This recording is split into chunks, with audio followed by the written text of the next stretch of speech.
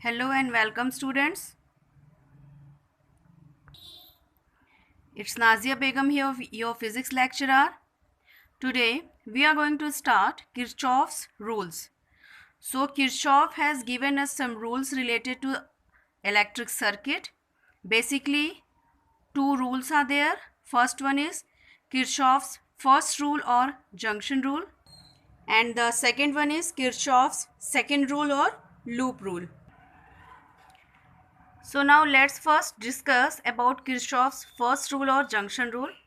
And before that, let me tell you what is a junction. So basically you have heard that our Durg railway station is also a junction. Junction means where incoming and outgoing both type of things are happening. So here in our railway station, the trains are coming and going also.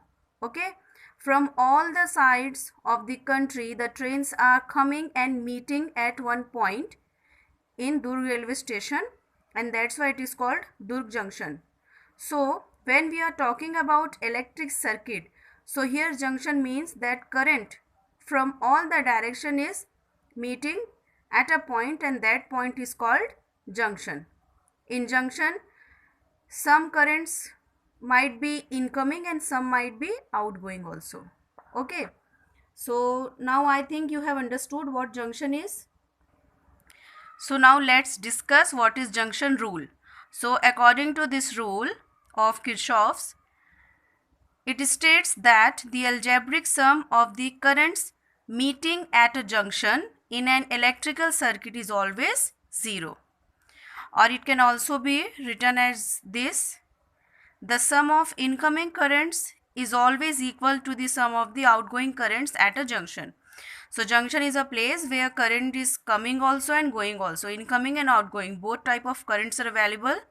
So according to this rule, the sum of incoming current is always equal to the sum of outgoing currents at the junction. Okay, incoming is equals to outgoing. That means at junction always the amount of current, total sum of current will be 0. Here in figure 2.22 you can see O is a point which is a junction.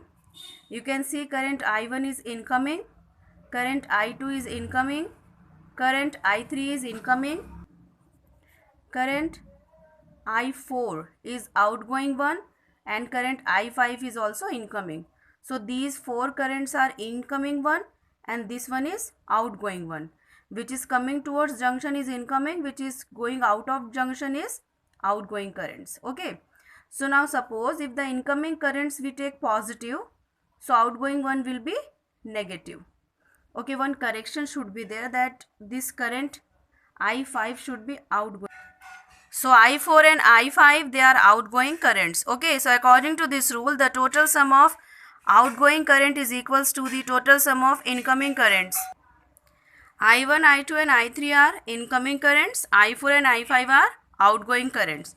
So here we can see I1 plus I2 plus I3 equals to I4 plus I5. If we transport I4 and I5 on the left hand side, we get minus I4 and minus I5 equals to 0. Okay, that means total sum of current equals to 0, and this proves Kirchhoff's first rule, that the total sum of all the currents at the junction is 0. Sometimes it can be asked that on what principle this rule is based on. So this rule is based on the principle of conservation of charges, and it tells us one more thing, that the charges cannot be accumulated at one point in a conducting wire or any conductor. Okay, in any conductor the charges cannot be accumulated or stored at one point. If from one point they are coming, so they will move to other point, but they will not accumulate at one place. Okay, the algebraic sum of changes in potential around a closed circuit loop is always 0. So students, very carefully you have to remember all the keywords. In the first rule, the total current, algebraic sum of all the current was 0, but here the changes in potential around a closed circuit loop is always 0. Now let's understand this with the help of figure. Now students, pay full concentration here in this figure. Here you can see one circuit is there in which three resistors are connected, R1, R2 and R3, and here you can see one cell is there whose internal resistance is small r1 and EMF is E1. Okay, the current flowing through this cell, and then when it passes through R1, its value is I1.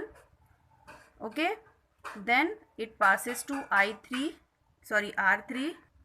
and its value is I3. Here you can see at point B the current is splitted up. So from here we can see I1 is coming. Okay, and here in second loop you can see one more cell is there whose internal resistance is R2 and EMF is E2. Here the current will flow from positive to negative terminal. So you can see the direction of I2. Okay, I2 is passing through R2. At point B, I1 and I2 they both meet and together they become I3. I3 equals to I1 plus I2. Here one more thing you can notice, that see the terminals of first cell. This is negative, this is positive. So in clockwise direction, here in clockwise direction you can see the current is flowing from positive to negative. Okay, the symbols for sign we will take in